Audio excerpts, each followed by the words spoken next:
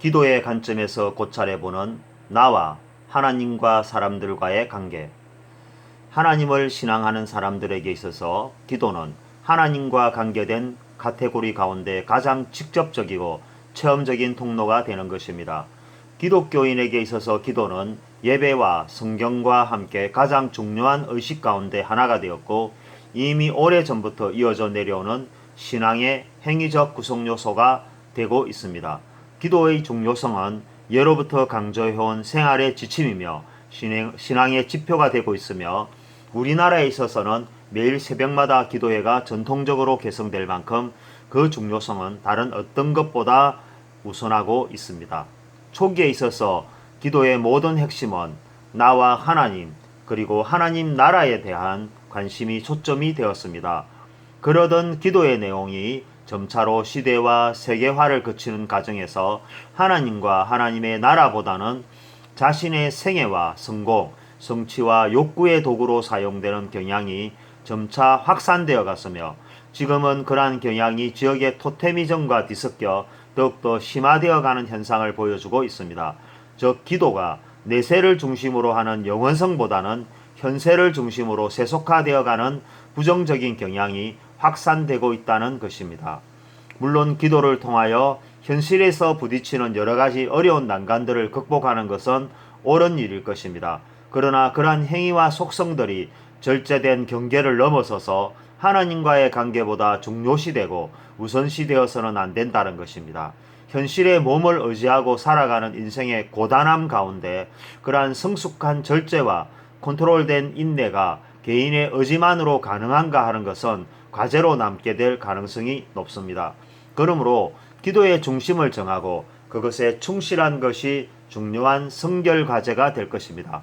그것은 기도를 드리는 주체가 되는 나와 기도를 받으시는 하나님, 그리고 기도의 내용 가운데 나타나는 나와 관련된 모든 사람, 즉 국가, 민족, 교회, 가족, 학교, 직장, 단체, 조직과의 관계가 중요한 것입니다. 여기에서 가장 중요한 것은 기도를 드리는 나가 아니라 기도를 받으시는 하나님이라는 것입니다. 즉 하나님을 중심으로 나와 연관성을 가지는 모든 사람, 또는 국가와 민족, 교회와 가족, 학교와 직장, 단체와 조직, 그리고 그 속에 함께한 사람들이 존재하고 있는 것입니다. 기도를 드리는 나가 주체가 되면 기도의 모든 내용은 나를 중심으로 일어나는 현상과 사건들, 그리고 그것에 기초한 정리되지 않은 정황과 미확인된 구성 요소들이 자기 중심적으로 기도의 내용으로 포함될 수밖에 없고, 그것은 변명이 아닌 변명, 억지가 아닌 억지가 될 위험성이 항상 존재할 수밖에 없다는 것입니다. 그러므로 기도의 모든 중심은 오직 하나님 한 분이 되어야 한다는 것입니다. 그러면 첫째, 기도를 드리는 나는 누구인가 하는 것입니다. 우리가 아는 나는 누구일까요? 우리가 아는 나는 스토리와 포트폴리오가 있는 어떤 사람일 수 있습니다. 캐리어에 따라 능력자일 수도 있고 존경받는 학자나 스승일 수도 있습니다. 반대로 어떤 범법자나 사회의 무능력자, 성공하지 못한 2등과 3등의 사람일 수도 있습니다. 좀 더 깊이 있는 철학과 심리학적 관점에서 나를 들여다보면 좀 더 모호하고 그 실체를 정확하게 정의하기 어려운 제3의 인물일 수도 있습니다.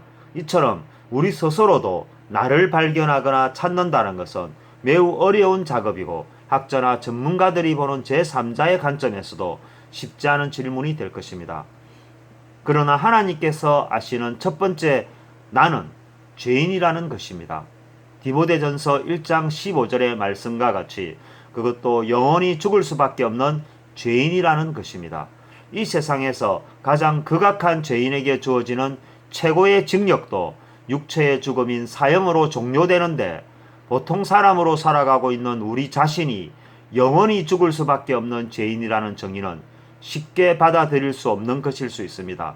그러나 그럼에도 불구하고 하나님께서는 이 세상 모든 사람은 죄를 범하였고, 그래서 죄인이 되되 그 대가는 다시 돌이킬 수 없는 영원한 지옥 형벌이라고 로마서 3장 23절과 5장 12절에서 말씀하고 있습니다.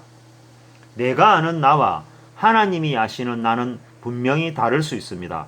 그러나 중요한 것은 내가 아는 나보다 하나님이 아는 나가 더 중요하다는 것입니다. 이것을 인정할 수 없다면 그것은 스스로를 이미 영원히 죽은 사람이라고 규정한 것과 동일한 정의가 되는 것입니다.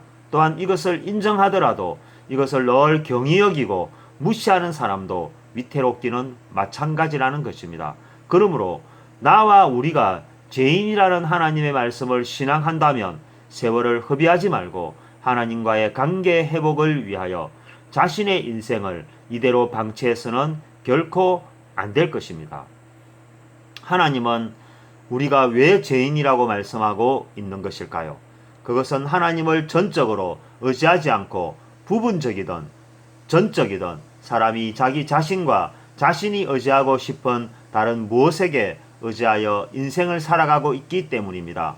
즉 하나님을 믿지 않는다는 것입니다. 하나님의 존재를 부인하고 혹은 존재를 인정해도 마치 존재하지 않는 것처럼 자신의 뜻과 의지대로 살아간다는 것입니다. 자신의 인생이라고 자신이 결정하고 자신의 의사와 결정이 하나님의 생각과 뜻보다 언제나 우선한다는 것입니다. 그것은 마치 자기 자신이 스스로 세상에 존재하는 것과 동일한 사고와 의식으로 살아간다는 것입니다. 그래서 하나님을 부인하고 그와 동등된 생각으로 자신이 자신의 미래를 선택하고 결정하며 살아간다는 것입니다. 그래서 하나님께서 아시는 두 번째의 나는 반드시 회개해야 할 사람이라고 마태복음 3장 2절에서 말씀하고 있습니다. 죄인된 사람은 자기 자신의 뜻대로 인생을 살며 죄인인 채로 영원히 죽을 수도 있고 하나님께 죄를 정확히 아뢰고 용서를 구하여 제상을 받을 수도 있습니다. 그 선택은 우리에게 있습니다. 우리는 두 가지 가운데 하나를 선택하여 살아갈 수 있습니다. 그러나 그 선택의 결과는 정반대의 영원성으로 기결된다는 사실에 유념해야만 할 것이라고 누가복음 24장 47절은 기록하고 있습니다. 회개란 영원히 죽을 수밖에 없는 죄인된 우리들에게 하나님께서 주신 최고의 선물이라고 할 수 있습니다. 그것은 무엇으로 살 수 있는 것이 아닙니다. 그것은 대리인을 내세워 가능한 것도 아니며 권력의 힘으로 대신할 수 있는 것도 아닙니다. 그것은 남녀노소와 지위 고하를 막론하고 모든 각각의 개인이 하나님께 모든 죄를 고백하고 회개하며 용서를 구하는 지극히 개인적인 행위가 되는 것입니다.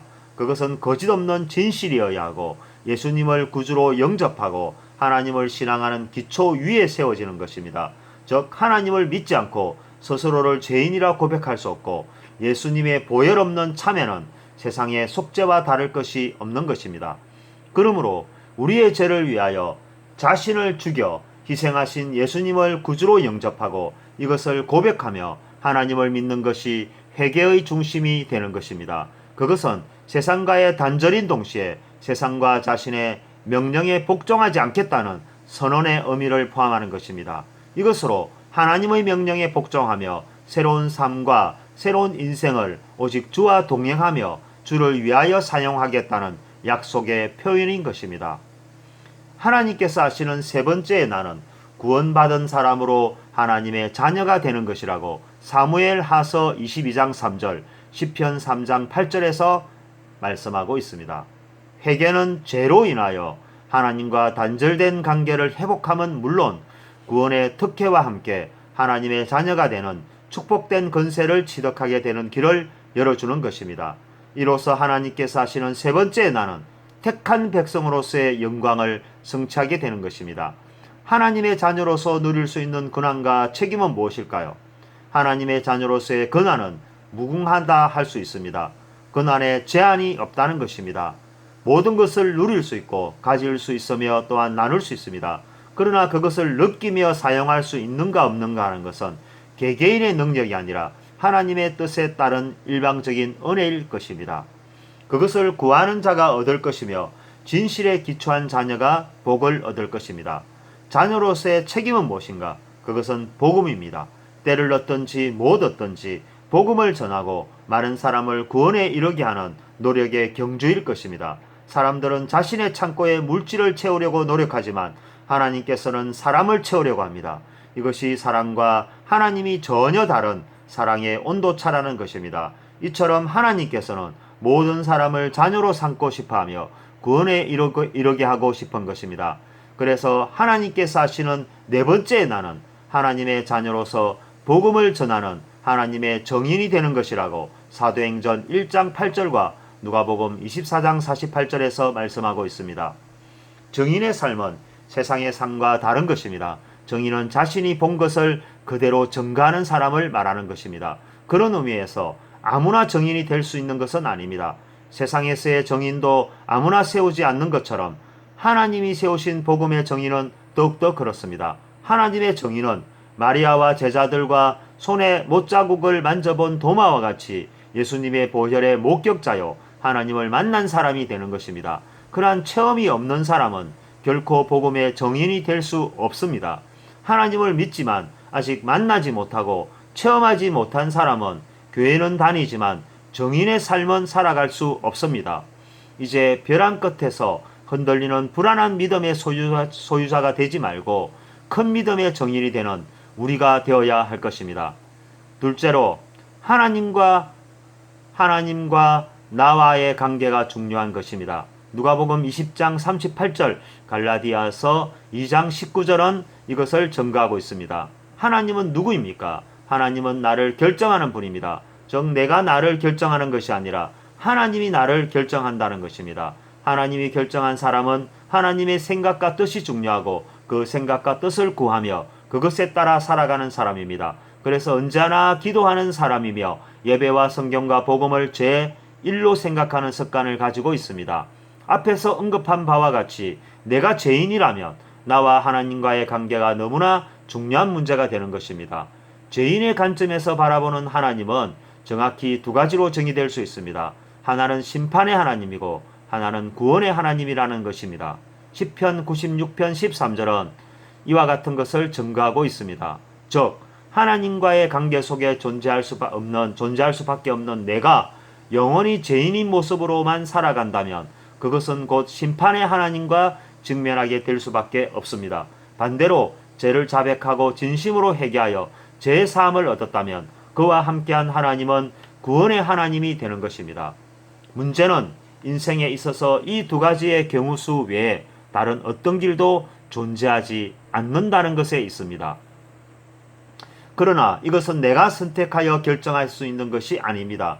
무작정 교회만 다닌다고 해서 되는 것도 아니고 주여 주여 부르짖는다고 해서 해결되는 것도 아니라는 것에서 심각한 문제가 있습니다. 그러므로 우리에게 있어서 하나님과 직접적인 연결고리가 되는 기도를 결코 간과해서는 안 되는 중요한 핵심이 되는 것입니다. 그럼에도 불구하고 많은 그리스도인들에게 기도는 퇴색되어 가고 기도의 등불은 예전보다 더욱더 희미해져 가고 있습니다. 하나님을 지식으로 이해하려는 사람들은 예전보다 오히려 증가하였습니다. 새롭게 창작되는 가스펠은 이제 한 해 50만 건에 이를 정도로 가속화되고 있고 복음성가는 이제 청년과 10대들의 문화를 지탱하는 가장 중요한 요소가 되었습니다. 그들은 찬양을 통하여 즐기며 누리고 있습니다. 그들은 그들이 좋아하는 방법으로 하나님을 찾아가려 하고 만나려 합니다. 그러나 그러한 좋은 음악적 재능을 가진 청소년들이 성경의 갈증을 느끼고 기도에 목숨을 걸지 않는다는 것입니다. 찬양을 위하여 몇 시간을 투자하고 모이는 일에 힘을 다하지만 막상 성경과 기도 앞에서는 오히려 무기력해진다는 것입니다. 그들에게 있어서 기도는 익숙하지 않은 전통적인 습관으로 자리 잡아가고 있는 것은 아닌지 염려스러울 뿐입니다. 이러한 세대에게 있어서의 하나님은 심판의 하나님도 구원의 하나님도 아닌 제3의 하나님이 되고 있습니다. 그 하나님은 그들을 통제하지도 후속하지도 않습니다. 그들이 하고 싶은 대로 용인하고 배려하며 무한정 함께하는 멀티플렉스와 같은 것입니다. 하나님을 믿는다고 말을 하지만 정작 그들이 믿는 하나님은 이 세상에 존재하지 않는 무형의 상품이라는 사실, 그들은 모른 채 시간을 보내고 있다는 것, 사탄이 새롭게 교회 안에 뿌려놓은 재앙의 전염병은 아닌지 생각해 보아야 할 것입니다. 그러나 그럼에도 불구하고 누군가에게는 분명 심판의 하나님이 되고 누군가에게는 반드시 구원의 하나님이 된다는 불변의 진리가 선명하게 존재한다는 사실을 명심해야 할 것입니다. 그렇다면 이 두 가지의 선택 가운데 심판이 아닌 구원의 하나님을 만나고 싶다면 옥합을 깨뜨린 마리아처럼 그분께 모든 것을 헌신하고 복종할 의지와 신앙을 표현해야 할 것입니다. 이것을 위하여 더욱더 기도하기를 힘써야 하고 노력해야 할 것입니다. 너희는 먼저 그의 나라와 그의 의를 구하라고 하나님은 말씀하고 있습니다. 마태복음 6장 33절에는 이것을 명확하게 기록하고 있습니다. 하나님의 나라와 하나님의 뜻을 구하는 사람이 바로 구원의 하나님과 관계된 하나님의 자녀요 백성이 되는 것입니다.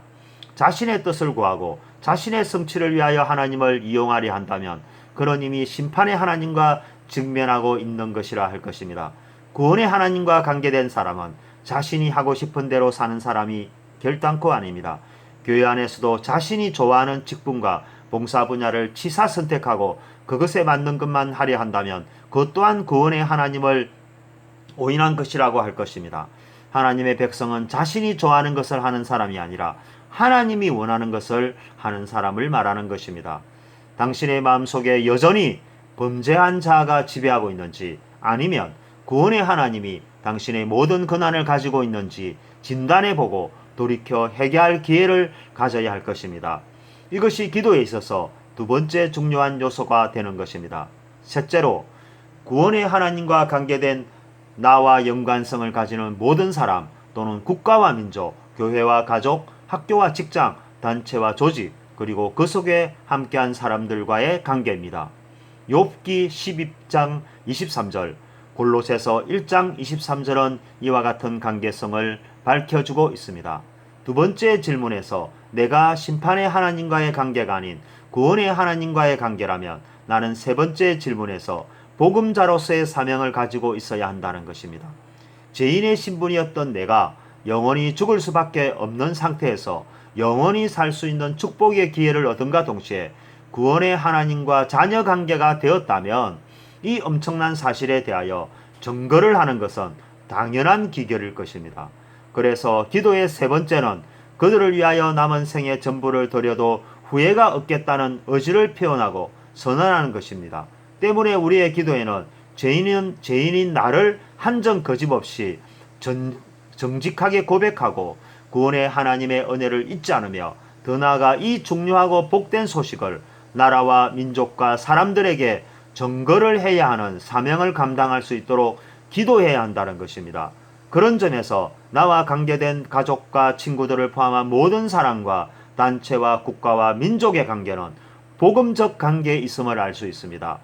때문에 하나님께서는 때를 얻든지 못 얻든지 복음을 전하라고 디모데후서 4장 2절에서 말씀하고 있습니다.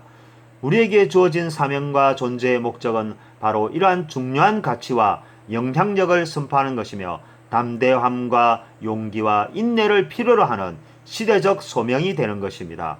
이를 위하여 우리의 기도는 이러한 가치를 실현하는데 내가 무엇을 할 것인가를 구하는 것이어야 할 것입니다. 단지 내가 더 잘 살고 내가 더 잘 먹고 내가 더 잘 되기 위해 기도한다면 설령 그것을 이룬다 할지라도 그 소유한 어떤 것도 천국에 가지고 갈 수 없다는 것을 명심해야 할 것입니다. 우리는 지금까지 기도의 관점에서 정의해 본 나와 하나님과 나와 이웃한 사람들과의 관계에 대하여 생각해 보았습니다. 이것은 단지 기도를 어떻게 할 것인가 하는 문제를 넘어 우리가 얼마나 자신의 관점에 익숙해져 있는지를 돌아보고 회개하는 계기가 되어야 하며 이러한 오랜 간섭과 습관으로부터 어떻게 탈피할 것인지 고민하고 생각해 봄으로써 하나님과의 관계를 새롭게 조명해 보는 전환의 시점이 되어야 할 것입니다.